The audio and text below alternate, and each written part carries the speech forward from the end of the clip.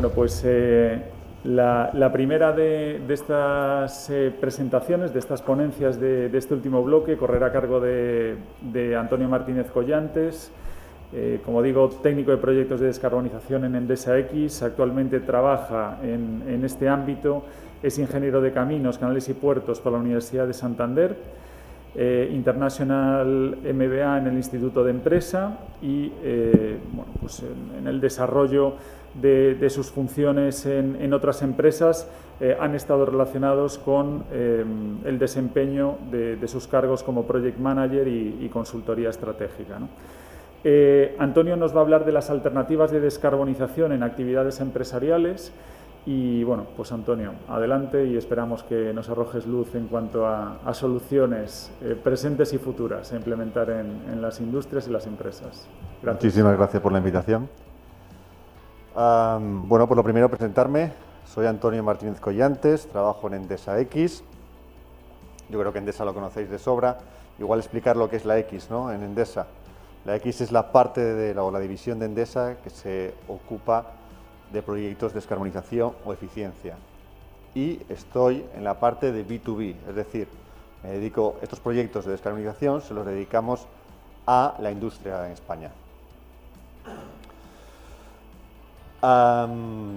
Ayer venía en el avión, yo estoy en Bilbao, y venía en el avión hacia acá, hacia Santiago, y estaba repasando la presentación.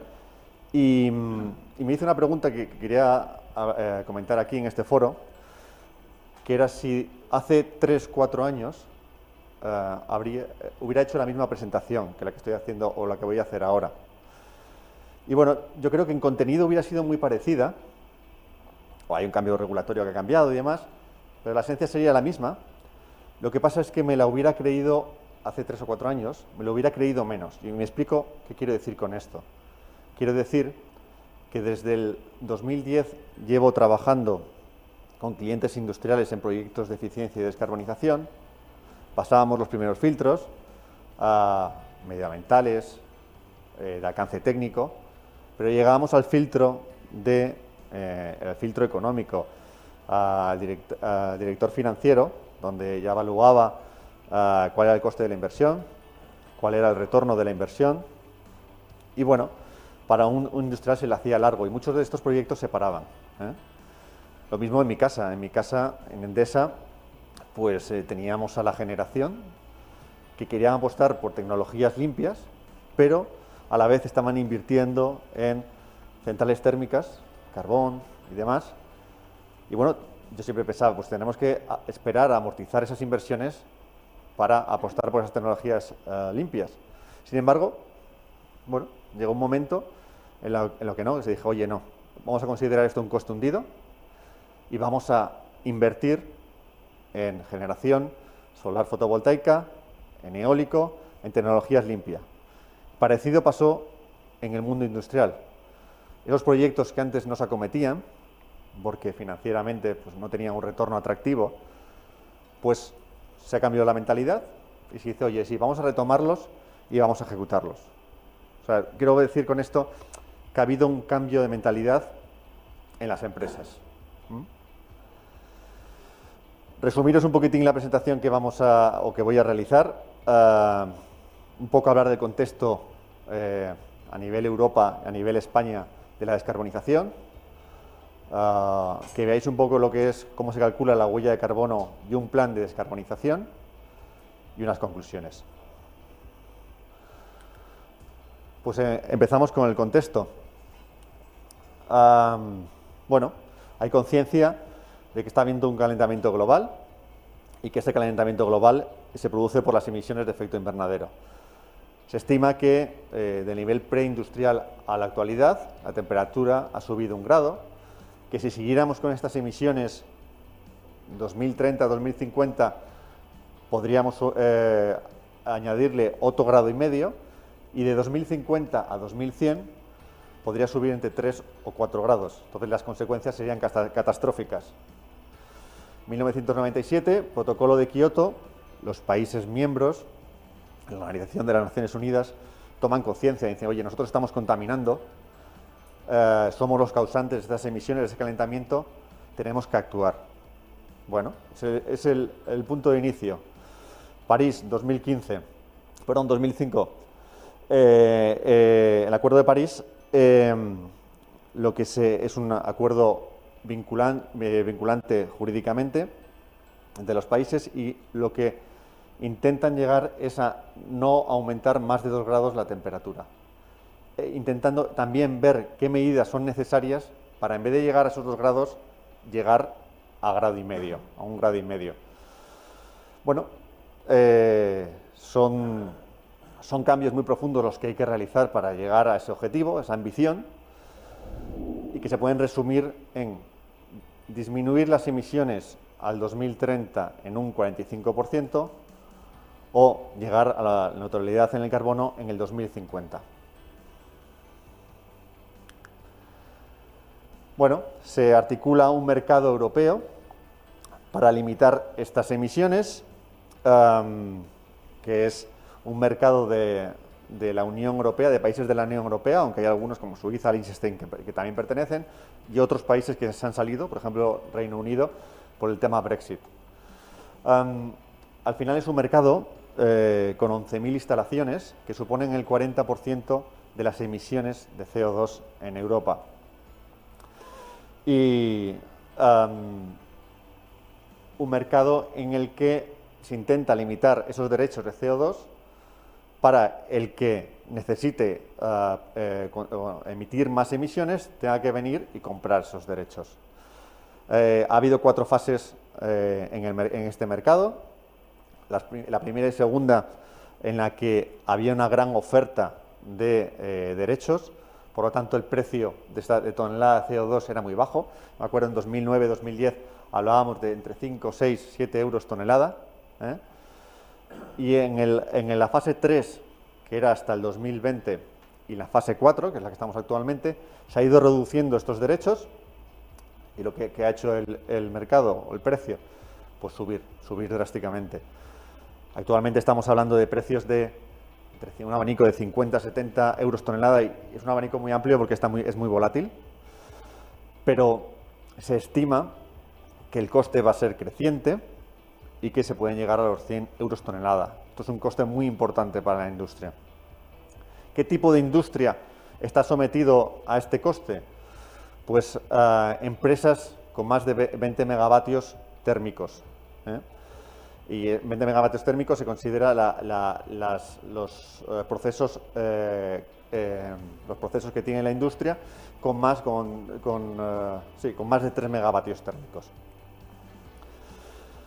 Se excluye, o se intenta excluir de estos derechos, o que tengan derechos suficientes, la industria con riesgo de fuga de carbono, es decir, la industria del acero, la industria del vidrio, del aluminio, que si les aplican estos sobrecostes podrían perder competitividad con empresas de otros países o de otros continentes, y les podría lastrar. Entonces se intenta que estas industrias no pierdan competitividad. O, por ejemplo, como nosotros, los generadores eléctricos. Nosotros no tenemos derechos, tenemos que ir al mercado a comprarlos para poder emitir en nuestra generación. El resumen de esta diapositiva es muy sencillo. El que contamina, paga. Y luego hay un marco regulatorio a nivel estatal y a nivel autonómico. A nivel estatal, la Ley 7/2021 de Cambio Climático y Transición Energética, que lo que indica es que cierta tipología de industria va a tener que publicar su huella de carbono y un plan de descarbonización. Se estima que en este mayo 2022 se va a dar ese listado de qué tipología de empresas tienen que publicarlo y cuándo lo van a tener que publicar.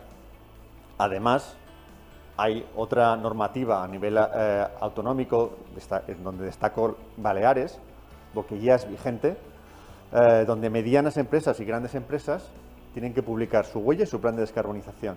Es decir, las empresas de Baleares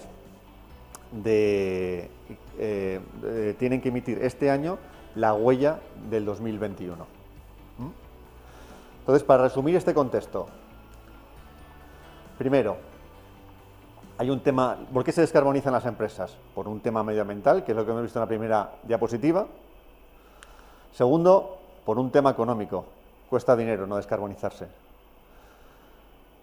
Y tercero, por un marco regulatorio.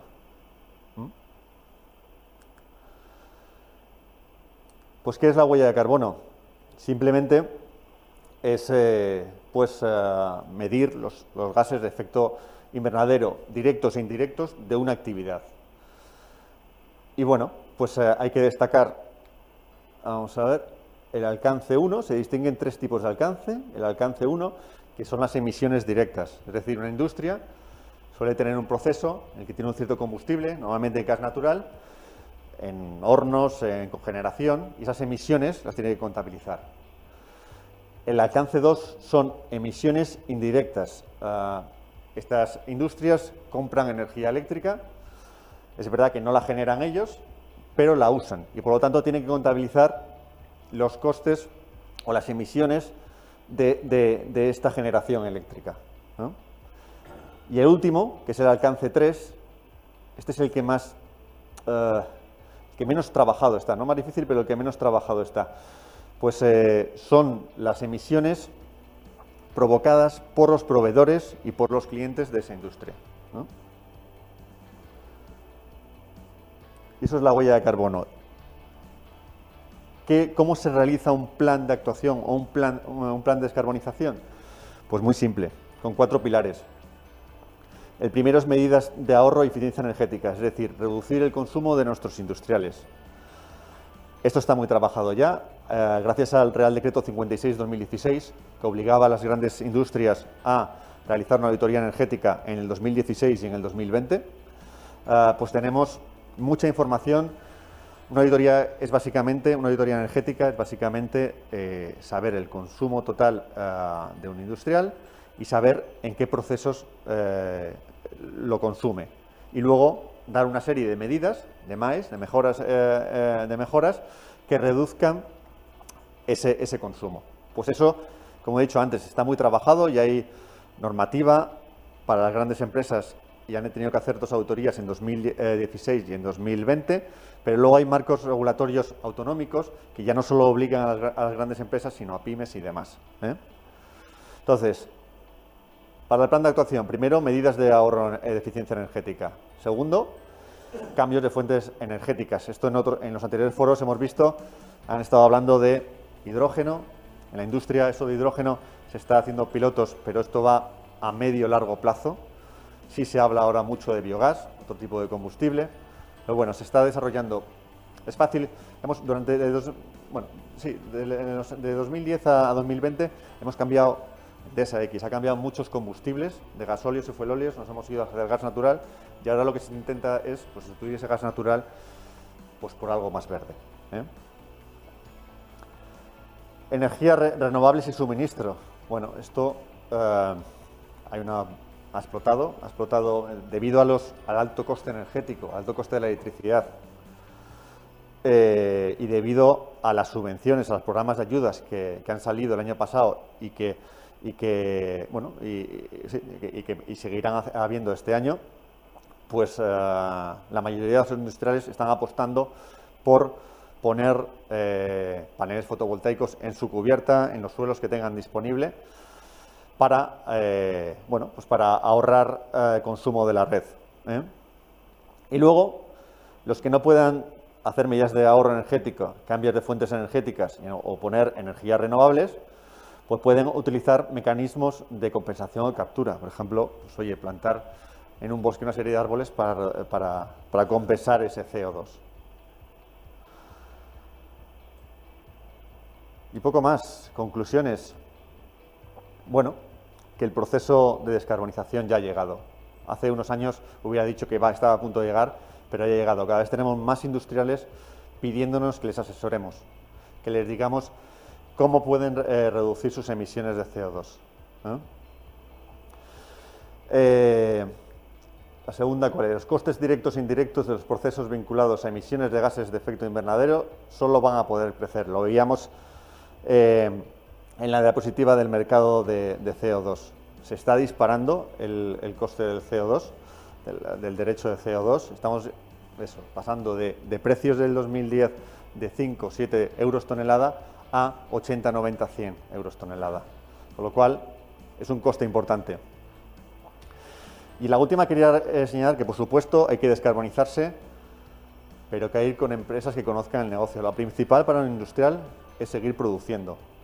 De forma verde mejor, pero que sigan produciendo. Entonces, no se puede decir ahora, oye, vamos a apostar a cambiar el combustible que tenemos por hidrógeno, porque no es real. Hay que tener los pies en el suelo. Y poco más, daros las gracias por escucharme, y si tenéis cualquier duda, pues oye, por aquí estoy.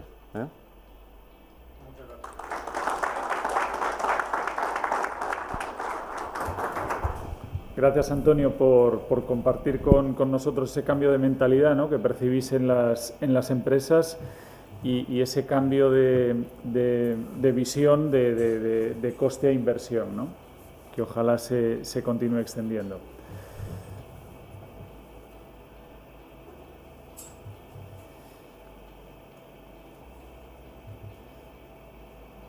Bueno, pues antes de dar paso al último ponente de este bloque, a José Manuel Méndez de Toyota, vamos a compartir brevemente con vosotros una iniciativa que se encuentra en fase de diseño y definición, ¿no?, y que se está promoviendo por parte de las comunidades autónomas del norte de España, y que creemos que es importante compartir, ¿no?, y para que desde luego se conozca y que se visibilice el apoyo y la contribución, ¿no?, de la Administración autonómica a conseguir que una parte muy importante para el adecuado desarrollo de la movilidad sostenible, como son las infraestructuras de recarga, pues sean una realidad más pronto que tarde, ¿no? Este proyecto es el proyecto de Corredor Verde Norte. Antes de meternos en él, haremos una breve contextualización, un breve repaso muy rápido de cuestiones que vienen a complementar y reforzar seguramente muchas de las cosas que ya se han ido trasladando a lo largo de la jornada de hoy. Fundamentalmente, y desde el punto de vista normativo, creemos que pues dos de los últimos hitos, ¿no?, fundamentales que han sucedido a lo largo de los últimos meses es el considerar en leyes los objetivos establecidos en el Pacto Verde Europeo a nivel de neutralidad climática, con ese objetivo a mitad de siglo, traducidos a nivel nacional en la Ley de Cambio Climático y Transición Energética, y a nivel europeo en el Reglamento 2021/1119, la conocida Ley Europea del Clima, y pues escenario para el cual desde Galicia pues nos venimos preparando, siendo una de las regiones pioneras en el desarrollo de una estrategia propia, estrategia orientada al cambio climático y energía con visión a 2050 y con ese objetivo de neutralidad climática a mitad de siglo, ¿no? En lo que nos ocupa en un escalón intermedio, en ese hito intermedio que nos permita, ¿no?, avanzar hacia esa descarbonización y neutralidad climática, tenemos el paquete de medidas Fit for 55, que lo que nos viene a trasladar es la necesaria revisión de objetivos, necesaria revisión más ambiciosa de objetivos en cuanto a la reducción de emisiones de gases de efecto invernadero, en un 55% respecto a las de 1990, y que la energía producida, o que un 40% de la energía producida en la Unión proceda de fuentes renovables de energía, entre otros objetivos que se plantean en este paquete de medidas. Todo ello orientado hacia alcanzar la neutralidad climática en 2050, sentando las bases, esta Ley Europea del Clima, del siguiente paso, que será el objetivo de emisiones negativas a nivel de Unión, ¿no? Los objetivos estratégicos sobre los que Galicia está intentando desarrollar, pues todas las líneas de acción concretas, ¿no?, alineadas con la Estrategia Gallega de Cambio Climático y Energía 2050 y alineadas también con la máxima contribución de Galicia a la consecución de los objetivos nacionales europeos, pues son los de convertir a Galicia en una región neutra en carbono en 2050, como no podía ser de otra manera, el disminuir la dependencia energética del exterior, la descarbonización de los sectores económicos y sociales, el aprovechar, como bien se trasladaba por parte del profesor Luis Miguel Varela, pues la gran oportunidad con la posición de partida con la que sale Galicia, ¿no?, en este proceso de transición, de convertir a Galicia como polo energético innovador de referencia, ¿no?, en, diría, todos los ámbitos, ¿no?, que tienen que ver con el proceso de transición energética, y desde luego contribuir a una mayor competitividad del sector industrial y de nuestro tejido productivo, basado, como hemos ido viendo también a lo largo de esta mañana, en la digitalización como herramienta fundamental, ¿no?, para la implementación de las alternativas que nos permitan bueno, pues disponer de procesos más eficientes y sostenibles, ¿no? Todas estas líneas de acción, ¿no?, que van asociadas a estos objetivos estratégicos se engloban en 7 ejes principales, ¿no?, relacionados con el desarrollo de energías renovables, con la reducción de emisiones, con la movilidad sostenible, con el ahorro y la eficiencia energética, ¿vale? No nos olvidemos de ello, y como también se trasladaba en la intervención de Susana Benedicto de Repsol esta mañana, ¿no?, y que muy bien estructuraba, ¿no?, pues las actuaciones que están llevando a cabo primero, ¿no?, pongamos el foco en la eficiencia energética, en la reducción de la demanda, como así se establecía ya, ¿no?, en el Plan de Eficiencia Energética de la Unión en 2011, donde se identificaba la eficiencia energética como el mayor recurso energético de Europa, y que viene a ser refrendado por la última recomendación de la Comisión de finales de septiembre y cito textualmente, primero la eficiencia energética, ¿no? El desarrollo tecnológico y la innovación, la transición energética y la reindustrialización, y la movilización de fondos, ¿no?, y las oportunidades que se nos brindan también al pasar estos procesos de digitalización, de transición a una economía verde, como uno de los principales objetivos, ¿no?, de los presupuestos a lo largo de los próximos años, ¿no? Todo ello orientado a la descarbonización de ámbitos asociados a usos energéticos que son los causantes de la mayor parte, ¿no?, de las emisiones de gases de efecto invernadero. En Galicia, pues aproximadamente causantes de un 80% de las emisiones totales de gases de efecto invernadero, y por lo tanto sobre los que tenemos que poner el foco, ¿no? Foco puesto en la generación de energía eléctrica, incluyendo el autoconsumo, la movilidad, el transporte, la industria en sus diferentes vertientes, los edificios y, por supuesto, el almacenamiento energético, ¿no? Pues ámbitos todos ellos que hemos intentado analizar a lo largo de la jornada de hoy. Pues en concreto, y como os comentaba al inicio, esta iniciativa, ¿no?, que está, bueno, pues en sus inicios, en su fase de diseño, de concepción, y intentando construir algo que permita contribuir, ¿no?, a que las actuaciones en movilidad y transporte deriven efectivamente en una movilidad y un transporte sostenible. Pues hay aspectos tecnológicos, hay aspectos económicos y hay unos aspectos fundamentales que son el de la existencia de infraestructura, ¿no?, de recarga que aporte seguridad a los usuarios y, sobre todo, pues bueno, limite o elimine la ansiedad, ¿no?, por no disponer de una infraestructura de recarga pública que pueda estar accesible, ¿no? En este punto es importante también señalar que el punto de partida previsto seguramente sea el de que la mayor parte de nosotros, y con una implantación a gran escala del vehículo eléctrico, salgamos con el depósito lleno de casa, ¿no? Con lo cual, pues efectivamente necesitamos disponer de una red pública, ¿no?, suficientemente amplia, ¿no?, y que satisfaga las necesidades y atractiva para eliminar ciertas barreras y reticencias de implantación del vehículo eléctrico, pero siendo conscientes también de que se debe acompañar a las iniciativas privadas y entender también sus criterios de rentabilidad, dentro de que habrá una parte del modelo que cada uno, pues, y hablando en concreto pues de vehículo ligero, pues que probablemente reposte muy poco o nada,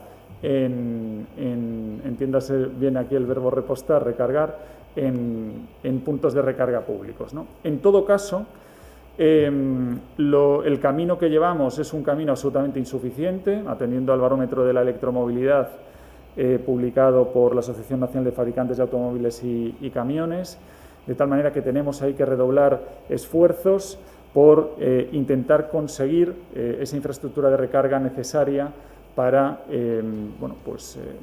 satisfacer la demanda prevista que existirá en términos de vehículos eléctricos, no solo de puntos de recarga, sino de tipologías también de puntos de recarga, porque lo que uno puede esperar horas durante la noche en su casa, pues no así durante el día y en una jornada de trabajo que haya que realizar un desplazamiento, ¿no? La mayor parte, atendiendo también a los datos publicados por ANFAC, la mayor parte de esta infraestructura, y atendiendo a Galicia, está asociada a puntos interurbanos, pero si nos vamos, como comentaba antes, pues a la tipología de puntos de recarga que puedan facilitar una recarga rápida o mínimamente rápida, hablemos de minutos, pues desde luego las carencias son grandes en las principales vías de conexión con nuestras regiones, con nuestras comunidades autónomas limítrofes, ¿no? De ahí que desde hace unos meses se promueve una serie de grupos de trabajo entre las comunidades autónomas del norte con el objetivo de contribuir a que las principales vías de conexión terrestre, ¿no?, entre las comunidades autónomas de esta parte de España dispongan de las infraestructuras necesarias para garantizar el adecuado suministro energético para las diferentes alternativas de propulsión limpia, ¿no? No solo la eléctrica con baterías, sino pensando también en otras alternativas de movilidad y transporte que puedan contribuir a estos objetivos de descarbonización, ¿no? Digamos que en estos grupos de trabajo estamos haciendo los análisis particulares, ¿no?, en cada una de las comunidades autónomas. Esos análisis particulares pues parten de la identificación del punto de partida, de qué iniciativas se están promoviendo, ¿no?, y qué es lo que resultaría necesario, con qué resultaría necesario complementar para satisfacer las necesidades o los objetivos que se nos establecen, por ejemplo, pues en la próxima regulación europea sobre el despliegue de infraestructura de combustibles alternativos, la denominada directiva AFIP por su acrónimo en inglés, y que pues tiene o plantea una serie de objetivos ambiciosos, ¿no?, en cuanto a infraestructura de recarga eléctrica a instalar en los corredores europeos de la red transeuropea de transporte, ¿no? Red transeuropea de transporte que comprende, pues no solo vías terrestres, sino también ferroviarias, rutas marítimas, etcétera, pero que atendiendo a la parte terrestre de comunicación, ¿no?, con otras comunidades autónomas, pues precisamente comprende dentro de su red core, que establece unos objetivos para una serie de vías pues más a corto plazo, en 2030, y dentro de su red comprehensive, que comprende una serie de objetivos un poco más a largo plazo, 2050, de establecer al menos X puntos de recarga de tales características como mínimo cada X kilómetros, ¿sí? Fundamentalmente, pues puntos de recarga de características de potencia iguales superiores a 150 kilovatios por dirección, por sentido, ¿no?, de la marcha en estas vías, y con distancias máximas entre puntos de 60 kilómetros. Como digo, pues buena parte de estas redes identificadas como de interés en la red transeuropea de transporte coinciden precisamente con las principales vías de conexión terrestre con nuestras comunidades autónomas limítrofes, ¿no? Aplicamos también en este análisis y en este proceso de reflexión criterios como, evidentemente, pues los que se incorporan en la Ley de Cambio Climático y Transición Energética, donde para aquellas estaciones de servicio, ¿no?, con unos volúmenes de venta a partir de 5 millones de litros, pues establecen unas obligaciones de instalación de puntos de recarga, al menos de 50 kilovatios para aquellas que hayan vendido más de 5 millones de litros de gasolina o gasóleo en 2019 y de 150 para aquellas que hayan vendido más de 10 millones de litros. Son unos volúmenes de estaciones de servicio ya con unos volúmenes de venta respetables, es decir, que se asocian precisamente a estas vías principales de conexión, ¿no? Evidentemente, en paralelo y integrado, pero a lo mejor no poniendo el foco principal, pero sí también desarrollando más a nivel Galicia, lo que estamos intentando es identificar, por supuesto, aquellos ámbitos que puedan requerir de un esfuerzo mayor por quedarse más alejados de estas vías principales y en los que haya que prestar una mayor atención en cuanto a la implantación de puntos de recarga y donde creemos que los establecimientos turísticos, las zonas protegidas, ámbitos asociados al turismo rural, pues deben de jugar también un papel fundamental en contribuir, ¿no?, a capilarizar esa red de puntos de recarga para que llegue a todos, ¿no? Atendiendo a los objetivos establecidos, ¿no?, en la red transeuropea de transportes, en las principales vías de este corredor verde norte, ¿no?, que bueno, pues son A8, A6, A52, y no tanto por su conexión con otras comunidades autónomas, pero sí evidentemente por su importancia en Galicia, como es la A9, pues establecen una serie de objetivos, ¿no?, donde bueno, pues identificamos que es necesario realizar un despliegue, ¿no? Realizar un despliegue que puede ir asociado también a esa ley de cambio climático y transición energética, con la obligación de la implantación de estaciones de servicio o con nuevos puntos de recarga o estaciones de recarga que puedan ir asociados a cumplir con los objetivos establecidos en la propuesta de revisión de directiva europea.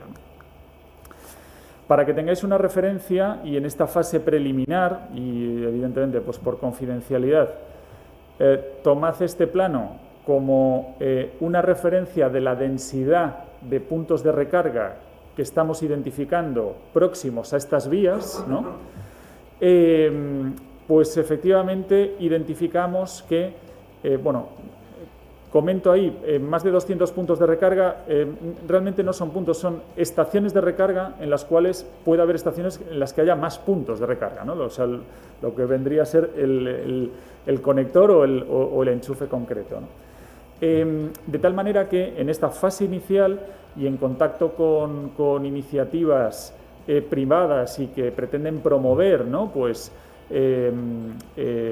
estaciones de recarga en estas vías, pues se identifican zonas, ¿no?, donde bueno, pues seguramente pues estos ratios, ¿no?, que nos propone la propuesta de revisión de directiva europea, pues los cumplamos.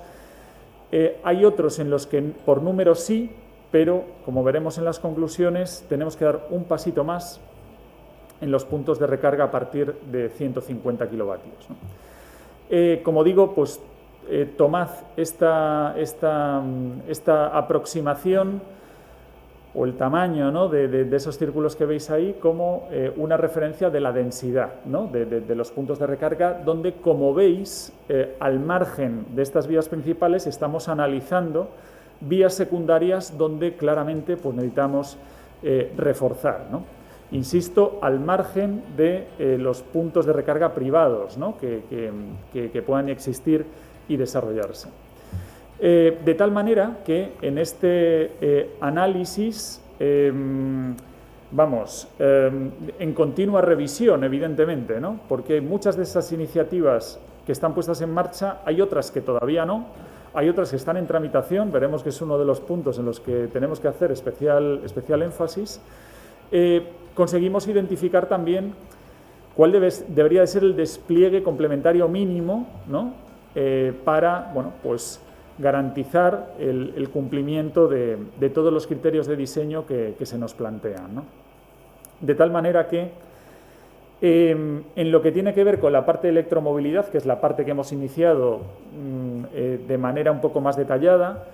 En cuanto a lo que son puntos de recarga de hasta 50 kilovatios, cumpliríamos con los ratios atendiendo a que la mayor parte de la población, solo nos quedarían 2 o 3 zonas muy concretas donde la mayor parte de la población estaría a un punto, o sea, a una distancia de un punto de estas características a menos de 60 kilómetros, que es lo que se nos propone.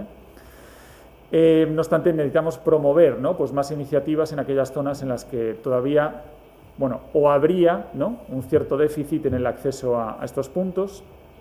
Como comentaba antes, además de los puntos, necesitamos trabajar, ayudar a contribuir, ¿no?, a que la potencia o la velocidad, la rapidez de estos puntos pues sea mayor, ¿no?, como así nos lo propone la directiva, y pues evidentemente y entendiendo y recogiendo el guante, ¿no?, de las iniciativas privadas con las que pues hemos tenido contacto en esta fase preliminar, pues la necesaria agilización en las tramitaciones para que esto pueda ser una realidad, ¿no?, en algún momento. Insisto, hemos empezado por la parte de electromovilidad, seguimos en una fase totalmente inicial, continuando, ¿no?, con los contactos con promotores, y que ampliaremos a más promotores a lo largo de las próximas semanas, insisto, para tener en el radar qué se está promoviendo y cómo podemos ayudar. Y la parte de hidrógeno, incluyo también, al menos de manera transitoria, gas natural y biocombustibles, ¿no?, pues requiere todavía de un desarrollo de análisis de detalle, similar al que hemos iniciado con la parte de electromovilidad. Y pues nada, trasladaros que seguimos colaborando en los grupos de trabajo con las comunidades autónomas del norte, pues para definir, ¿no?, una estrategia conjunta, vertebradora, y que contribuya a que pues el despliegue masivo de la movilidad eléctrica no se vea impedido por reticencias asociadas a la no existencia de una infraestructura de recarga pública, ¿sí? Nada más por mi parte. Damos ya paso al siguiente ponente. Gracias. Bueno, pues vamos a dar paso ya al último de los ponentes en este bloque de descarbonización de actividades económicas y movilidad sostenible. José Manuel Méndez es ingeniero superior industrial por la especialidad de... Sí, José Manuel, no sé si nos escuchas. Sí. Vale, perdona. José Manuel Méndez es ingeniero superior industrial por la especialidad de Mecánica y Máquinas por la Universidad Politécnica de Madrid y MBA por el Instituto de Empresa. Es experto en marketing de producto, especialmente en lo que respecta a nuevas tecnologías respetuosas con el medio ambiente, como los vehículos híbridos eléctricos y la pila de combustible de hidrógeno. Es profesor del máster en hidrógeno renovable de la Escuela de Organización Industrial. Comenzó en Toyota España en 1998, donde ha trabajado en áreas relacionadas con la asistencia técnica, garantías, servicio postventa, gestión y planificación de marketing de productos y accesorios, logística de vehículos y repuestos e incluso la planificación de ventas. Más tarde, en 2013, trabaja en la sede central de Toyota Europa en Bruselas, donde fue nombrado responsable de marketing europeo de los vehículos compactos. Posteriormente, en 2016, continuó en la sede europea, pasando a la Organización Europea de Ventas como Business Country Manager para Alemania, Reino Unido y España. Y actualmente, de nuevo trabajando en Madrid, lidera las actividades relacionadas con la innovación, el marketing global, del ciclo de vida de los productos y el inicio de la cadena de valor y los servicios de postventa al cliente. Pues José Manuel nos va a hablar de las aplicaciones de hidrógeno en movilidad. Así que, José Manuel, esperando que la próxima vez podamos contar contigo en persona, adelante y cuando quieras. Muchas gracias. Hola, buenos días a todos. Bueno, la verdad es que estoy intentando cargar la presentación y no sé por qué no me deja. Entonces, no sé, se ha quedado el ordenador pensando, a lo mejor tengo que salir y entrar otra vez. No sé qué está pasando, la verdad.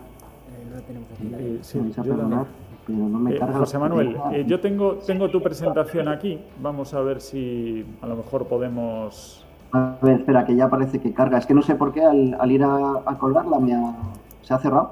A ver si no... Pero vamos a intentarlo. compartir, compartir, aquí, compartir. Vamos a ver, ¿me decís si se ve? Se ve en negro. Por ahora no. Por ahora no, José Manuel. Espérate, que se está cargando.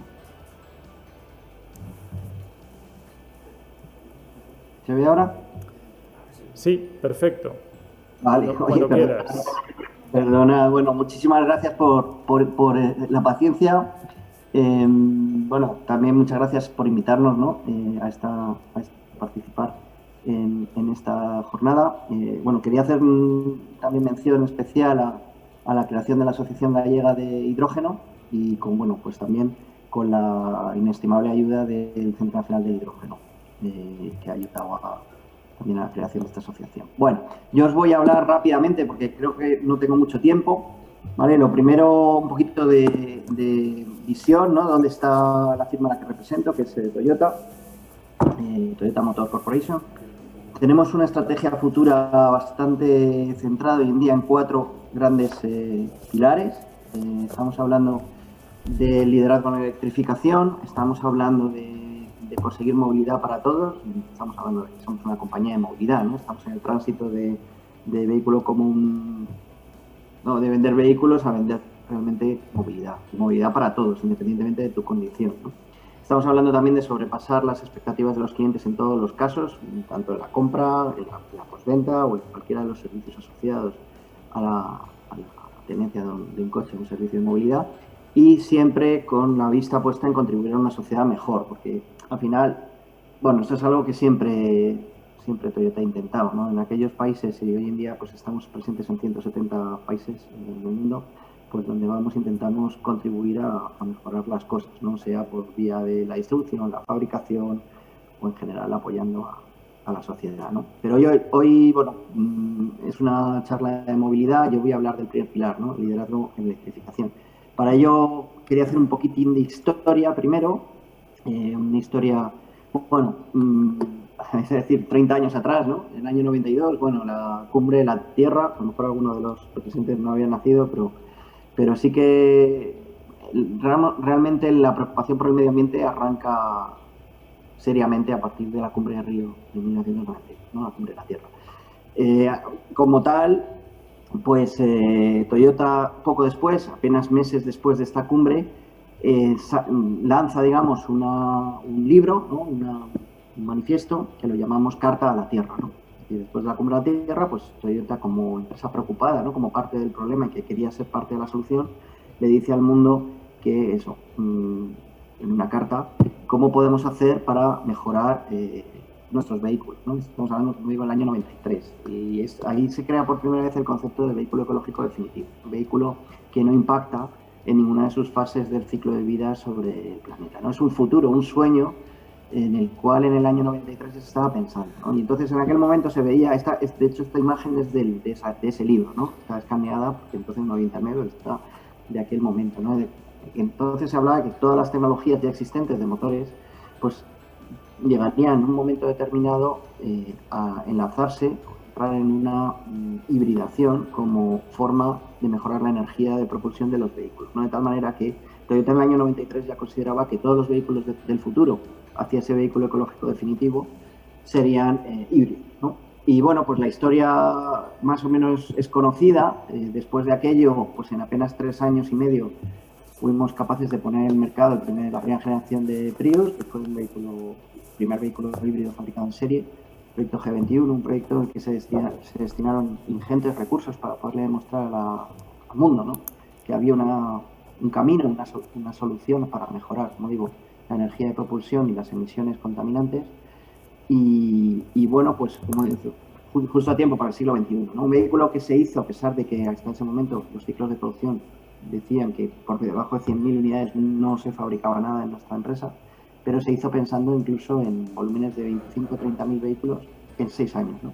Y luego, pues, el tiempo ha cambiado las cosas y nos ha dado al final mucho tiempo después, ¿no? Y estamos hablando de que acumulados actualmente hay más de 18 millones de vehículos híbridos eléctricos vendidos bajo la marca Toyota en el mundo.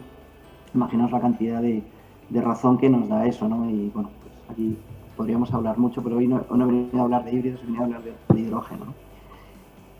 Volviendo un poquito a retomar el tema medioambiental, pues en el COP21 en París, hace 6 años y pico, pues los líderes mundiales se comprometieron a luchar todo lo posible por, desde luego, no sobrepasar los 2 grados de incremento de temperatura sobre la Tierra, intentar con todas las fuerzas posibles llegar a reducirlo hasta un incremento del 1,5. Ahí veis una gráfica compleja, ¿no? Donde hay una serie de modelos matemáticos que predicen el aumento de temperatura de la Tierra. Bueno, se llaman RCPs, que básicamente es la cantidad de gases de efecto invernadero, es decir, al aumentar la cantidad de gases de efecto invernadero se retiene mayor cantidad de calor del Sol.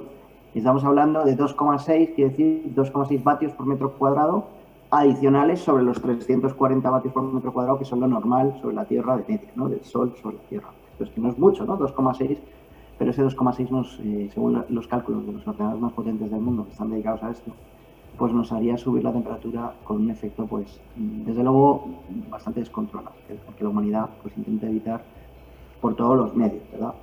Entonces, volviendo ahora y basado en este protocolo COP21 de la cumbre de París, Toyota también le dijo al mundo, vale, yo estoy 100% comprometido, de hecho sigo comprometido, y es justo en aquel momento, en 2015, cuando Toyota saca su compromiso medioambiental 2050, ¿no?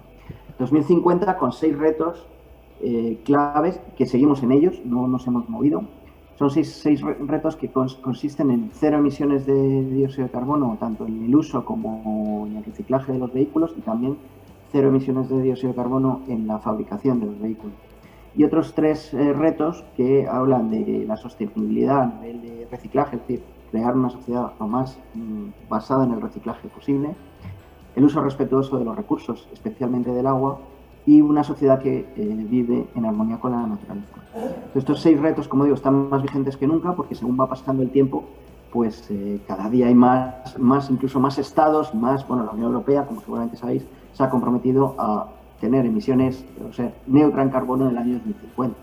La Europea y, por supuesto, otras grandes regiones como Japón están comprometidas ya desde hace 2 años a este reto de sostenibilidad. Pero claro, los temas, 2050 está muy lejos, entonces hay que poner fechas intermedias. Y luego hay una cosa muy importante, y es esto que os traigo aquí, ¿no? Y tampoco voy a meter mucho en detalles porque es una presentación corta, pero cuando la gente habla en general de emisiones, tendría que estar siempre hablando de emisiones en el ciclo de vida completo, ¿no? Lo que se llama, según la traducción del inglés, de la cuna a la tumba, ¿no? Es decir, hablábamos siempre de la mina a la rueda, ¿no? O de la mina al tanque, del tanque a la rueda, pero eso es una pequeña parte de las emisiones, bueno, no tan pequeña, pero una parte de las emisiones que tenemos, ¿no? Y el consumo energético que tenemos por la fabricación, por la logística, por el reciclaje final de vida y, por supuesto, toda la producción de los materiales que se incorporan en un vehículo, ¿no? O sea, el tipo. Entonces, esto es verdaderamente importante, lo digo porque cuando las personas empiezan a comparar que si el coche no sé qué, que si el coche no sé cuántos, que si ya, pero es que es más eficiente, ya, pero hay que mirar el conjunto global, incluyendo, como digo, materias primas, etc. Entonces, yo os digo, un poco en representación de Toyota Motor, ¿no? Que es la empresa para la que trabajo. Esto es lo mismo que hace la naturaleza, ¿no? Ante una incertidumbre futura, ante no saber si va a hacer frío o calor, no saber realmente por dónde va a evolucionar, pues parece lo más adecuado tener diversidad tecnológica, ¿no? Nosotros pensamos que en los próximos 10, 15, 20 años lo que va a haber es bastante diversidad, es decir, en función de una serie de razones, de dónde vivas, tipo de utilización que hagas del vehículo, pues hay hueco para muchas tecnologías, ¿no? Vamos a tener vehículos eléctricos de batería, vamos a tener vehículos híbridos enchufables, vehículos de pila de hidrógeno, vehículos que directamente quemen hidrógeno, vehículos de gasolina que quemen combustibles sintéticos hechos a partir del hidrógeno y, por supuesto, vehículos híbridos eléctricos convencionales. Y realmente yo os traigo aquí una reflexión, ¿no? Os voy a traer una reflexión y es, oye, ¿cómo puedo maximizar en línea con lo que os estaba explicando de la cuna a la tumba? Si yo tengo dificultad o escasez de materias primas, ¿cómo puedo maximizar, optimizar el uso de esas materias primas, ¿no? Y, por ejemplo, yo puedo hoy en día construir baterías de alto voltaje de ion litio para 3 tipologías de vehículo. Aquí estoy trayendo 3 tipologías de mi propia empresa, ¿no? Híbrido eléctrico con 0,75 kWh, un híbrido enchufable con 18 kilovatios hora o un vehículo eléctrico de batería que está a punto de lanzarse en los mercados internacionales con 71 kilovatios hora. Entonces, yo aquí es una reflexión, ¿no? ¿Qué es mejor para la sociedad? Al final hay que tener en cuenta que con un único vehículo eléctrico yo puedo construir a nivel de baterías 100 vehículos híbridos eléctricos, ¿no? Y desde luego para una sociedad, por ejemplo, como la española, donde hay 24 millones de vehículos circulando y donde la mitad de ellos tienen más de 10 años, pues parece lógico o más útil reemplazar el parque antiguo con vehículos que no impacten tanto en su construcción.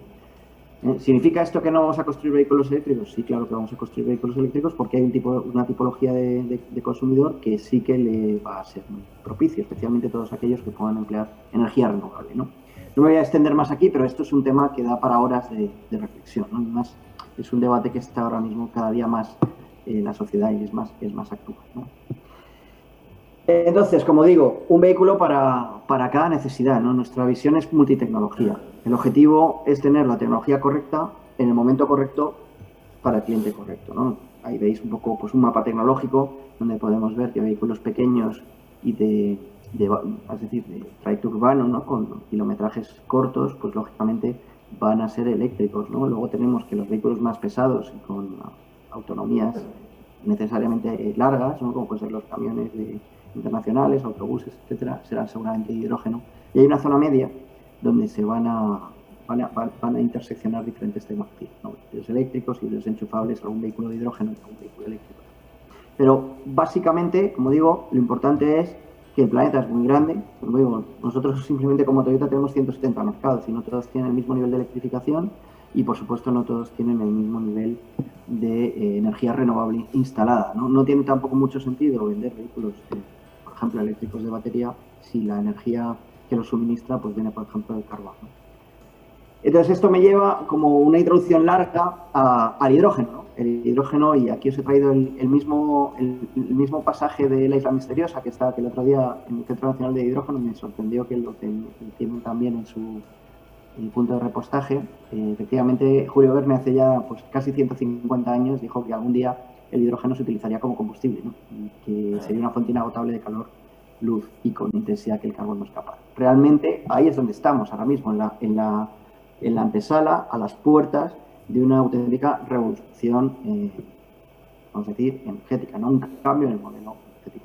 El hidrógeno, bueno, seguramente muchos lo conocéis, es obviamente el elemento más abundante de la Tierra, el universo. No emitimos CO2 cuando lo quemamos ¿no? con oxígeno, obviamente. No tiene carbonos en su constitución. Pero desafortunadamente hay que fabricarlo, ¿no? Porque se encuentra libre en un porcentaje de 0,00 algo en la atmósfera en las capas más altas, por tanto no lo puedo utilizar, ¿no? Lo tengo que procesar, por eso se le llama vector energético. Lo puedo procesar a partir del agua con electrolisis, lo que sería el hidrógeno verde, o por ejemplo a través del reformado de gas natural, lo que sería un hidrógeno gris o azul en el caso de que atrapara el CO2 que se genera con el reformado, ¿no? Tiene muchas ventajas, pero sobre todo su densidad energética es brutal, es la más alta de toda la tabla periódica, pero su densidad volumétrica es muy pequeña, por tanto hay que licuarlo o gasificarlo. Y una de las grandes ventajas es que permite almacenar energía y transportarla. Entonces, lo más interesante, os lo he puesto en la diapositiva, es que va a posibilitar aumentar el mix de energía renovable. Esto es la clave. Cuanto más se hable de energía renovable, más nos va a interesar hablar de hidrógeno. Y este es el reto ante el que está la sociedad ahora mismo, Europa, España, para los próximos 20 años. ¿Para qué? O sea, ¿qué es la clave de todo el despliegue del hidrógeno? Pues la clave es bajar los costes, ¿no? ¿Y cómo? Pues uno de los temas es la colaboración. Y en eso estamos ahora mismo, ¿no? Colaboración entre los proveedores de energía, los gobiernos, los fabricantes y, por supuesto, los clientes, que son los que al final adoptan o no las tecnologías, ¿no? Entonces, la adopción del hidrógeno va a depender mucho de cuánto seamos capaces de bajar el coste del hidrógeno. Igual que las energías renovables, pues también llevamos muchos años bajando el coste, ¿no? Y si miráramos solo hace 10 años, pues diríamos que el coste de las energías renovables, por ejemplo, de la solar fotovoltaica, ha bajado muchísimo, ¿no? Y bueno, pues un poco como decía antes, pues esto no es relativamente reciente la preocupación grandísima que están teniendo los diferentes gobiernos, pues, por ejemplo en Europa, ¿no? Con la estrategia de largo plazo, y con una serie de asociaciones, hay muchas, que están apareciendo en torno al hidrógeno, ¿no? Una de ellas acaba de decir, ¿no?, la Asociación Gallega del Hidrógeno. Es decir, esto va en serio y no es para hablar un rato, esto va en serio. Todos tenemos un objetivo de carbono neutral en 2050 y hay que hacer fases intermedias, 2025, 2030, 35, etcétera, ¿no? En España en concreto, pues muchos sabéis que hay una hoja de ruta del hidrógeno, ¿no?, para 2030 con 2025. Y bueno, pues ahí hay una serie de objetivos. Esta es de hace ya más de un año. No sé si se actualizará en el futuro o no soy consciente ahora mismo, pero bueno, en esta ya se estaban previendo movilizar inversiones público-privadas de hasta 8.900 millones de euros, ¿no? Como digo, es mucho dinero y va muy en serio. ¿Qué barreras de entrada fundamentales tenemos ahora mismo en el sector de la movilidad, ¿no? Pues bueno, sería obviamente los vehículos, que ahora mismo solo hay dos fabricantes entregando vehículos, que somos Hyundai y Toyota, pero no tardando mucho va a haber más fabricantes y más vehículos, y sobre todo vehículos pesados, que en apenas 3 o 4 años los vamos a ver abundantemente, desde luego en aquellos mercados donde haya puntos de repostaje, que es otra de las grandes barreras de entrada, ¿no? Hablando de puntos de repostaje, pues bueno, recientemente, hace unos meses, se ha abierto la primera estación de 700 bares. 700 bares es lo que requieren los vehículos ligeros para tener su máxima autonomía, digamos, estándar. Y es la primera, pero no va a ser la última. Hay muchas más proyectadas. Esta es una gasolinera, es una inversión de una serie de socios que han comprado también una flota de vehículos Mirai de primera generación. Y bueno, pues, como digo, hay otras proyectadas que van a ir entrando en los próximos meses y años, ¿no? Ya que, perdona, José Manuel, 5 minutillos, si es posible, ¿sí? Sí, no hay problema. Sí. Gracias. Muy rápido. Muy bien. Entonces, esto me lleva a hablar de Mirai 5 minutos. El que tenga más dudas luego me puede contactar de alguna manera. Mirai es un vehículo que realmente es para nosotros un punto de arranque para un cambio en modelo de sociedad, no es simplemente un modelo más. Un vehículo que es heredero de 30 años realmente de investigación, desde el año 92, como os decía antes, con la Carta a la Tierra, con muchísimos prototipos por el camino que fueron lanzándose, hasta llegar a 2014 con la primera generación de Mirai, que fue revolucionaria. Una historia reciente, desde 2014 hasta 2021, donde hemos conseguido vender 11.000 vehículos de pila de hidrógeno en el mundo, con pues, bueno, millones de kilómetros recorridos por nuestros clientes, que nos han permitido, bueno, en las zonas del mundo donde hay hidrógeno disponible, que no hay muchas, pero hay zonas en el mundo donde sí que lo hay ya, pues recorrer muchos kilómetros y tener muchísima experiencia. Y gracias a esta experiencia, pues hemos llegado en esta ahora segunda generación, tras 6 años en el mercado, a conseguir una capacidad de producción que es 10 veces superior a la de la primera generación. Estamos hablando de, en vez de 3.000, 30.000 vehículos al año. Ahora mismo Toyota está preparado para fabricar 30.000 pilas de hidrógeno y 30.000 vehículos Mirai al año, lo cual es importante, muy importante. Estamos basándonos en la experiencia en mucho tiempo de electrificación, una experiencia que, bueno, lógicamente nos permite cambiar la configuración de un vehículo, sea de híbrido eléctrico enchufable, eléctrico de batería o de hidrógeno. Al final lo que hacemos es modular al final, ¿no? Pero lo más difícil, que es la investigación sobre la programación de la marcha del vehículo, eso lo tenemos hace mucho tiempo bastante bien resuelto. Un vehículo, ahí veis su radiografía, ¿no? Un vehículo que está construido pues con el bastidor más importante o más costoso que tenemos en el grupo, que es el que equipa las limusinas LS de Lexus, donde ponemos nuestro traje de gala, y un vehículo que equipa unas tres tanques, 3 depósitos de hidrógeno, y tiene un sistema híbrido, y veis la batería encima del eje trasero, el motor eléctrico encima del eje trasero, o sea, en el eje trasero también. Y en la parte delantera, donde iría el motor, pues va la pila de combustible, todo el sistema de gestión de potencia a bordo. Tiene muchos componentes repetidos, es decir, no son exclusivos para el sistema de pila de combustible. Por ejemplo, estamos hablando de una batería que equipa vehículos Lexus, o una unidad de control de potencia que, por ejemplo, es la que lleva el RAV4. Obviamente para ahorrar costes. Son vehículos que tienen 2 sistemas a bordo claramente diferenciados. Uno es de gestión de la electricidad, que es muy similar al que tiene un vehículo eléctrico o híbrido eléctrico, y un sistema de fabricación de la electricidad, que es el sistema de pila de combustible, que utiliza hidrógeno 700 bares y oxígeno del aire, sobre el que pues hay una serie de mecanismos de filtrado porque tiene que llegar muy puro a la pila de hidrógeno. Si vemos las cifras, pues son hoy por hoy líderes mundiales en la fabricación de pilas de combustible. No hay nadie ahora mismo que sea capaz de entregarnos 5,4 kilovatios por litro de tamaño de la pila. Y bueno, pues una mejora contundente sobre la pila de primera generación, y no solamente en la capacidad de producción que os decía antes, sino en su rendimiento, su consumo y su coste también, ¿no? El consumo actual es en el Mirai es tan bajo como 0,79 kilos cada 100 kilómetros, según el ciclo de homologación europeo. Tenemos un funcionamiento que no voy a extender mucho, pero es similar, completamente similar al de un vehículo híbrido eléctrico, es decir, tiene un sistema de gestión de energía de propulsión, de tal manera que en una cuesta abajo pues almacenamos energía en la pequeña batería, y cuando aceleramos pues no solamente utilizamos la energía de la pila, sino también energía que hemos almacenado previamente en la batería de alto voltaje, de tal manera que las transiciones son similares a las de un vehículo híbrido eléctrico con motor de gasolina. Y tiene, bueno, esto es una curiosidad que os he traído muy sencilla, ¿no? Y es que, como decía, el oxígeno del filtrado filtramos tanto el aire de admisión que hemos podido declarar al Mirai como un vehículo de emisiones negativas, es decir, es un vehículo que limpia el aire por el que circula, ¿no? Si pusiéramos una flota de miles de Mirais a circular por una ciudad contaminada, pues al cabo de un tiempo esa ciudad queda limpiada, ¿no? Porque hasta partículas de 0,2 micras somos capaces de filtrar. Y bueno, no me extiendo aquí, un vehículo que, bueno, tope de gama con un precio de 65.000 euros, que es bastante inferior al de otros vehículos equiparables en tamaño y representatividad con motores convencionales de gasolina. Un esfuerzo enorme de la compañía para poder popularizar estos vehículos, ¿no?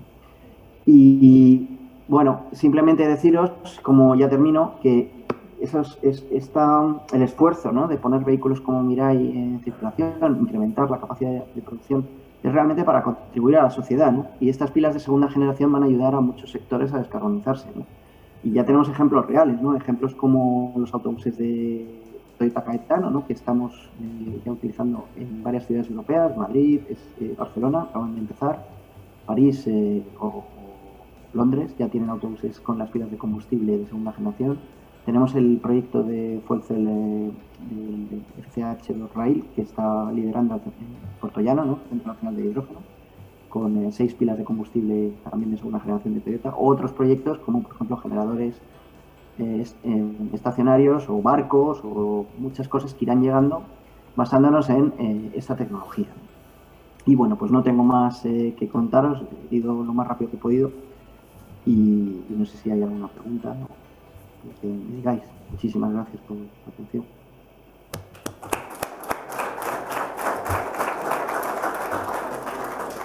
Bueno, muchas gracias, José Manuel, por trasladarnos un poco, por una parte, el histórico de las decenas de años que lleva Toyota trabajando con el hidrógeno, y que seguramente pues sea solo el principio, ¿no? Muchísimas gracias por tu participación, por tus contribuciones. Y lo dicho, esperamos que en la próxima ocasión contar contigo presencialmente. Muchas gracias. Gracias. Bueno, pues continuamos con la última de las presentaciones, en la que hablaremos, bueno, pues de un aspecto fundamental, ¿no?, en todo este proceso de transición, y que son las palancas que así lo permitan, ¿no?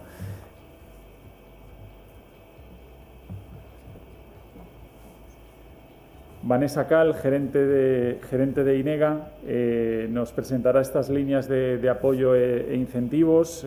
Vanessa inició su carrera profesional en el ámbito de las relaciones laborales, se incorpora en 2005 como técnico superior de la Administración. Durante más de 7 años, trabaja como jefa de sección de recursos y jefa del servicio de suelo residencial del Instituto Gallego de Vivienda y Suelo. Posteriormente es jefa del servicio de selección de personal en la Dirección General de la Función Pública de la Consellería de Facenda. Posteriormente es subdirectora general de Autorización e Inspección de Servicios Sociales de la Consellería de Política Social. Posteriormente, hemos sido directora de Servicios Jurídicos de IGAPE en el Instituto Galego de Promoción Económica y desde hace un año aproximadamente gerente del Instituto Energético de Galicia. Así que, Vanessa, cuando quieras. Gracias. Muchas gracias, Juan. Bueno, buenos días a todos. En primer lugar, agradecer a la Fundación Semana Verde la magnífica organización de esta tercera edición de la Feria de la Energía. Y bueno, muchas gracias a todos por estar hoy aquí en Enerxética y en especial por participar en esta jornada que, bueno, con las aportaciones de todos vosotros, pues ha resultado tan interesante. Como muchos ya conoceréis, entre las múltiples funciones que desarrolla el INEGA resulta fundamental la actividad incentivadora. Y a ella destinamos una parte muy importante de nuestros recursos, tanto económicos como humanos.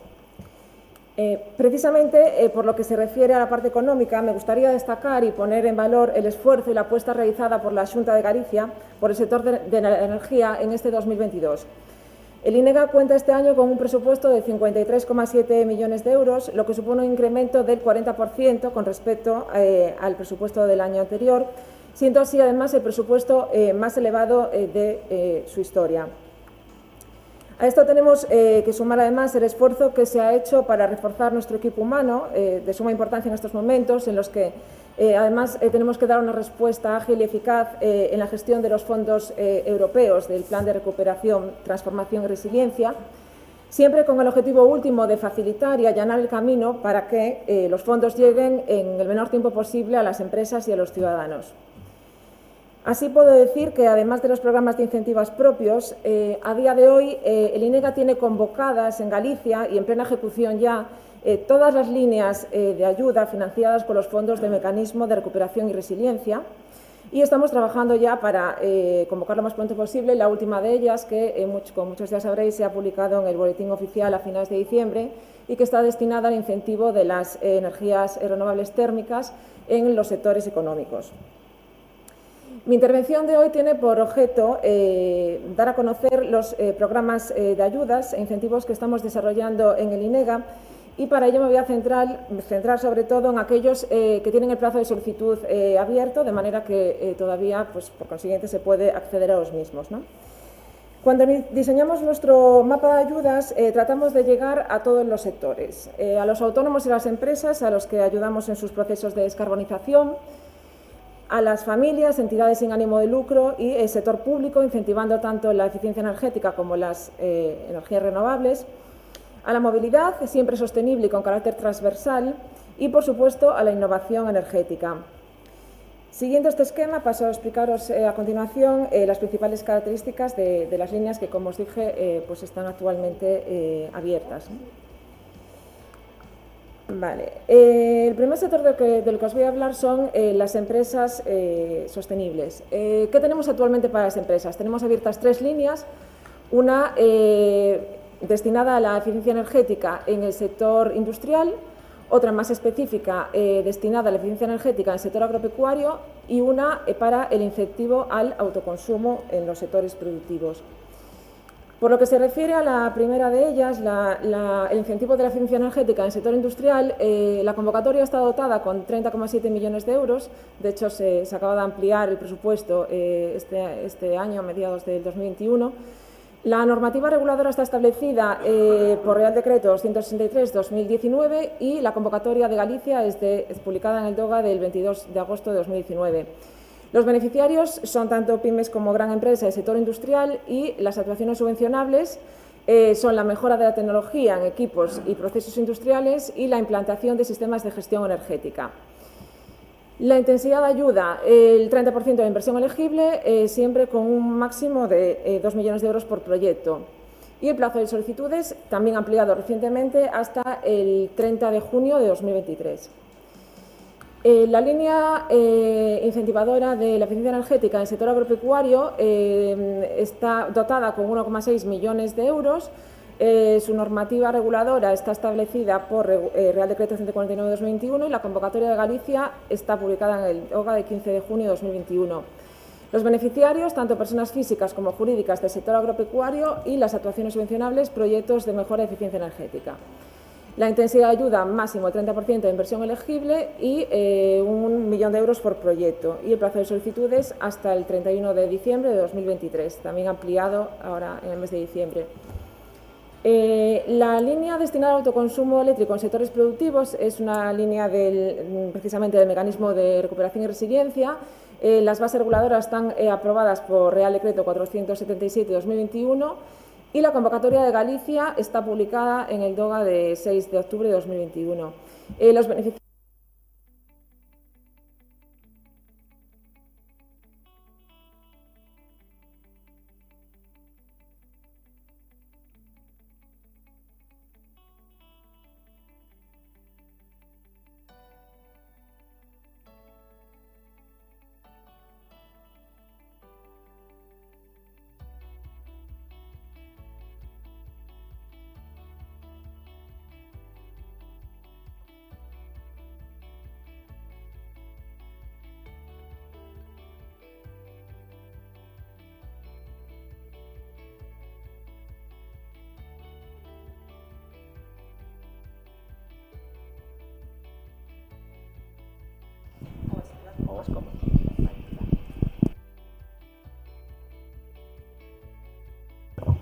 es el de la movilidad. Tenemos dos programas, el plan MOVES 3, también de la nacional línea del mecanismo de recuperación y resiliencia, y el plan de transición a una movilidad eficiente. La principal diferencia entre ellos es que en el MOVES 3 solo se incentivan motorización eléctrica, y en el plan de transición caben todo tipo de vehículos con un determinado nivel de emisiones, ¿no? El plan MOVES está regulado por Real Decreto 266/2021 y la convocatoria de Galicia está publicada en el DOGA de 5 de agosto de 2021. Los beneficiarios son particulares, es amplio, particulares autónomos, comunidades de propietarios, empresas, entidades sin ánimo de lucro y sector público. Y la gestión se realiza a través de entidades colaboradoras. Hay dos programas de actuaciones. El primero de ellos es el destinado a incentivos vehículos eléctricos. La subvención oscila entre los 700 y los 9.900 euros en función del tipo de vehículo y de las características del vehículo y del tipo de beneficiario. Es un rango grande, pero bueno, tiene en cuenta muchas características según, ¿no? Los puntos de recarga, ese sería el programa 2, y la subvención oscila entre el 30 y el 80% del coste subvencionable. Y el plazo de solicitudes está también abierto hasta el 31 de diciembre de 2023. El plan de transición a una movilidad eficiente está dotado con 2,5 millones de euros y la normativa reguladora y la convocatoria es un único documento publicado recientemente en el DOGA de 9 de diciembre de 2021. Se destina a particulares y a empresas y autónomos, y la gestión se realiza a través de entidades colaboradoras. Las actuaciones subvencionables es la adquisición de turismos y furgonetas nuevos con un precio máximo de 40.000 euros y con un nivel de emisiones máximo. Por ejemplo, en el caso de los turismos, pues serían 135 gramos de CO2 kilómetro y de ahí para abajo. La cuantía de la ayuda oscila entre los 2.000 y los 3.000 euros, más, como novedad en el plan de este año, una ayuda adicional del 20% para familias numerosas y, ello hay que también tener en cuenta los 1.000 euros que descuenta el concesionario, como así está establecido en las bases, ¿no?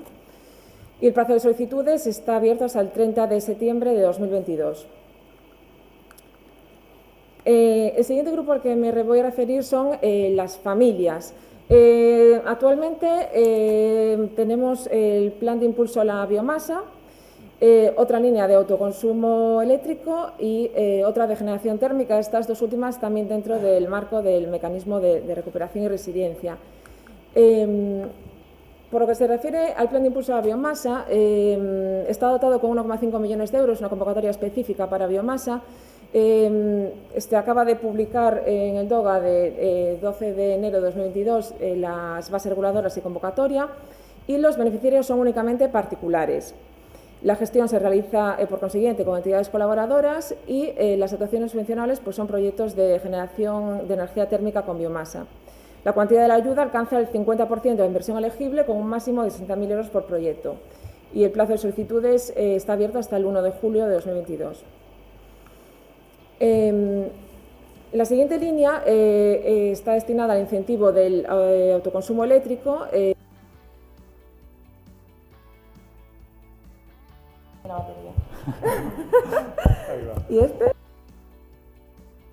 Este sí que me lo ¿Sí? acaban de poner. Ah, vale. Sí, lo tenemos aquí. Vale, pues tendré que recurrir a ese. Vale, esta línea está dotada con un importe de 11,4 millones de euros. La normativa reguladora está establecida por Real Decreto 477/2021 y la convocatoria gallega está publicada en el Diario Oficial del 9 de noviembre de 2021. Los beneficiarios son particulares, autónomos,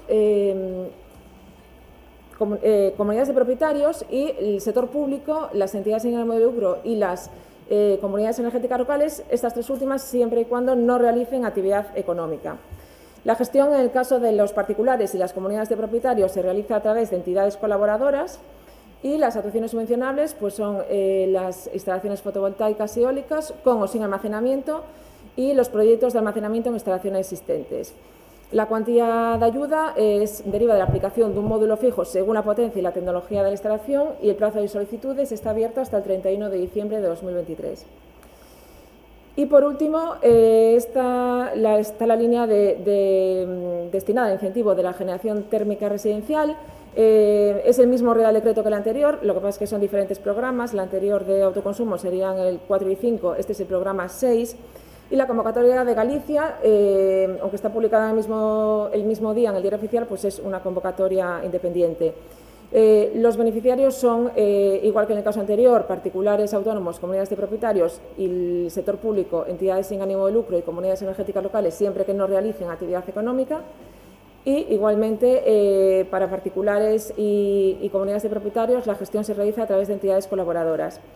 Las actuaciones subvencionables, la solar térmica, aerotermia, geotermia, hidrotermia y biomasa. Y la cuantía de la ayuda, igual que en el caso anterior, deriva de la aplicación de un módulo fijo según potencia y tecnología. Y el plazo de solicitudes está igualmente abierto hasta el 31 de diciembre de 2023. Bien, pues hasta aquí nuestro mapa de ayudas actual, pero bueno, por supuesto este mapa se irá completando a medida que avance el ejercicio, con muchas más actuaciones para la eficiencia energética en las familias y en las empresas, el impulso del hidrógeno también, o proyectos en el ámbito de los gases renovables. En cualquier caso, quiero recordaros que tenéis toda la información completa en nuestra página web, en www.inega.gal, y también quiero animaros a que visitéis nuestras redes sociales, Instagram, Twitter, LinkedIn y Facebook. Bueno, ahí podéis seguir nuestra actividad diaria y, por supuesto, pues mostraros la disposición de todo el equipo de INEGA para atenderos pues, para todo aquello que necesitéis. Y por mi parte, nada más. Muchas gracias.